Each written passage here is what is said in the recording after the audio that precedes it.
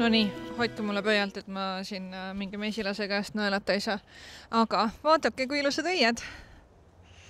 Üle Perdi on igal pool igasugused puud ja põõsad ja erinevad lilled õitsema hakanud. Korralik kevad on meil kätte jõudnud. Täiega mõnus. Muru on igal pool roheline ja siin kõrval pargis ka need puud, mida ma olen siin talvel näidanud, on täiesti nüüd roheliseks läinud. Ja nüüd selle Western Australias on see eriti nagu siuke võib-olla haruldane. Suvel ja ülejäänud aasta on ikkagist siuke kollane ja kuiv. Täiesti vähe nagu rohelist, et siin on pigem siuke nagu kõrbe kliima, siis kui need lilled siin õitsema hakkavad, siis on kuidagi nii tore kohe. Mul oli nüüd eelmine nädal siis koolivaheaeg ja ma võtsin aja maha, mõnusalt puhkasin. Me käisime Rottnest Islandil, et ma panen siia paar klippi ka. See on siuke saar, kus sa siis sõidad selle saare läbi nagu jalgrattaga ja eelmine kord me mäletasime, et me olime nagu nii läbi sellest, et me otsustasime seekord, et võtame lihtsalt elektrijalgrattad. Koha peal tavaliselt need müüvad suht kähku välja, nii et me võtsime siis Perdist linnast kaasa. See oli $80 päev ja läksime nendega siis koos nagu sinna praami peale. Praamiga sõitsime siis sinna Rottnest saarele. Sõitsime nendega seal ringi. Isegi ei saanud tühjaks nad peale, et me läksime sinna 8:30 ja tagasi tulime 5:30, et ikka pikk päev ja oleks nagu saanud veel sõita nendega. Et see jalgrataste rent Perdist oli nagu täiega hea mõte. Ilm oli täiega mõnus, ei ole veel need täiesti kuumad ilmad kätte jõudnud, et oligi täpselt siuke paras ja need rannad on ikka uskumatult ilusad, täiesti helesinine vesi ja siuke hele valge nagu liiv ja hästi puhas, et täiega mõnus. Ja siis kolmapäeval Karl käis õlaoperatsioonil, kes on näinud minu videot, ma ei tea, rohkem kui aasta aega tagasi, kui Karlil oli õnnetus, et auto sõitis talle ette. See protsess on kõik nii kaua aega võtnud, et nüüd aasta aega hiljem siis lõpuks otsustati, et Karl ikkagi vajab operatsiooni, et selle õla nagu täiesti korda saada. Käsi on nagu kaelas nüüd järgmised 4 nädalat. Lähen ajan Karli püsti ja vaatame, äkki saame jalutama minna, sest et Karl on nüüd kodus istunud tükk aega, et võib-olla oleks hea, kui saaks nagu natuke värsket õhku.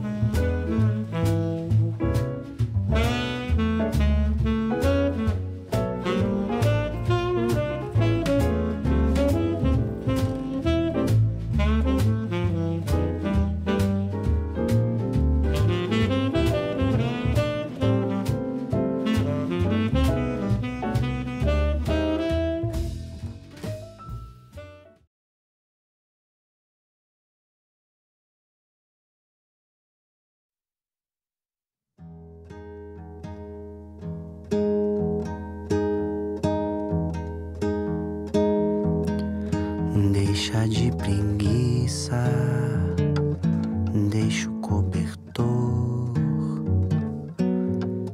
deixa que hoje eu vou ser o teu calor.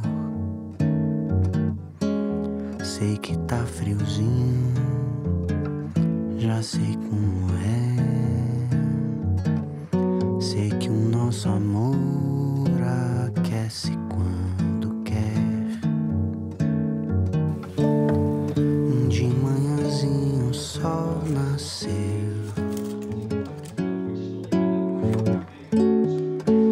deu esperança de beijinhos. Não espere tanto, tanto tenho a dar pra fazer o frio evaporar. Deixa de preguiça, deixa o cobertor, deixa que hoje eu ser o seu calor. Sei que tá friozinho.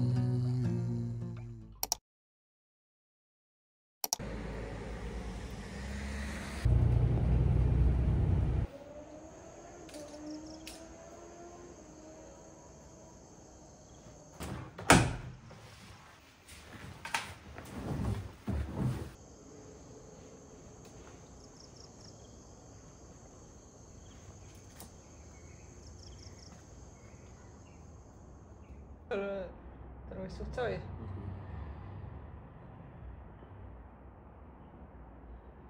Mis ta teha?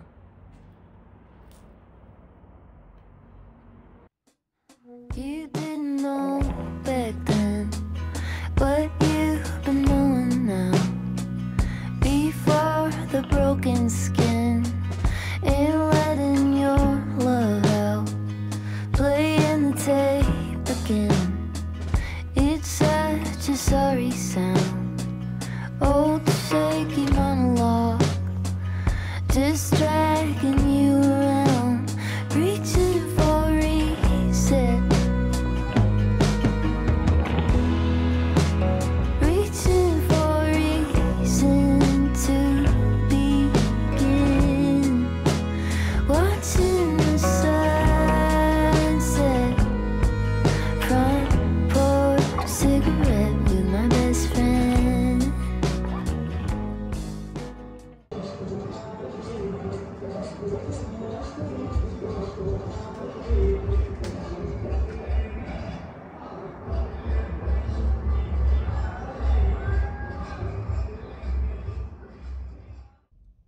Tšau, ilusat pühapäeva! Me oleme tulnud randa. Mis veel oleks parem viis, kuidas oma nädala lõppu veeta, kui mitte rannas. Ja ma tahan täna midagi uut proovida. Ma olen Austraalias ja Balil ka proovinud surfata ja no ei saa ma selle laua peal püsti, et ma olen üles kasvanud ikkagist Balti mere ääres, kus pole lained ega midagi ja oleme erinevaid mingeid isegi väikseid koolitusi saanud ja no ma ei saa sellega hakkama. Ehk siis läksin ja ostsin bodyboardi, mis ma arvan, et Austraalias on nagu mõeldud ainult lastele. See on põhimõtteliselt siuke nagu väike versioon surfilauast, kus sa ei seisa nagu peal, vaid sa oled lihtsalt poole kehaga toetud seal peal ja sa siis võtab sellest lainest kinni. Lähme proovime. Vaatame, kuidas läheb. Ma olen varem nendega sõitnud, mitu aastat tagasi muidugi. Ma arvan, et lõbus saab kindlasti. Ilm on meil täna mega hea. Ülisoe, täiesti selge taevas ja et peaks olema mõnus. Selle bodyboardi juures on muidugi hea boonus see, et need haid minu meelest ründavad ainult surfarid. Et kui nad näevad seda bodyboardi, siis nad teavad, et see on ilmselt mingi väike laps ja siis nad jätavad lihtsalt mind rahule. Ühesõnaga, ma loodan.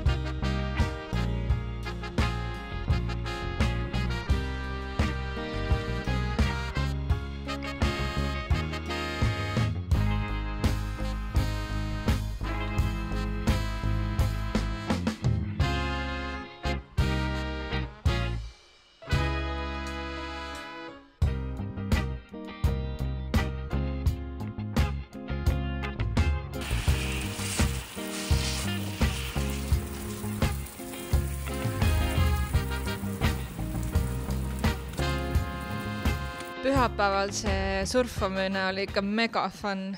See on täiega lõbus ja kuidagi tegelikult on suht ikka lihtne. Lihtsalt ootad ära, kuni see laine tuleb ja siis nagu hüppad natuke sinna laua peale ja siis ta tõmbab sind kaasa selle lainega. Ma tegin päris mitu tiiru, et vahepeal tulin veest välja, soojanesin natukene ja siis läksin vette tagasi, kuna vesi oli ikka päris külm. Ilmad on nagu soojad selles mõttes, aga vesi ei ole nagu veel soojaks läinud. Ma olen vist ilmselt natukene nagu Austraalias juba ümber harjunud ka sellega, et see vesi peab ikka päris soe olema. Tulingi koju tagasi ja läksin otse kohe sooja duši alla, sest et siuke natukene jahe oli olla pärast seda. Meil ongi täna siis kätte jõudnud kolmapäev, homme ma lähen jälle tööle, nii et ma tõmban selle video siit vaikselt otsa kokku.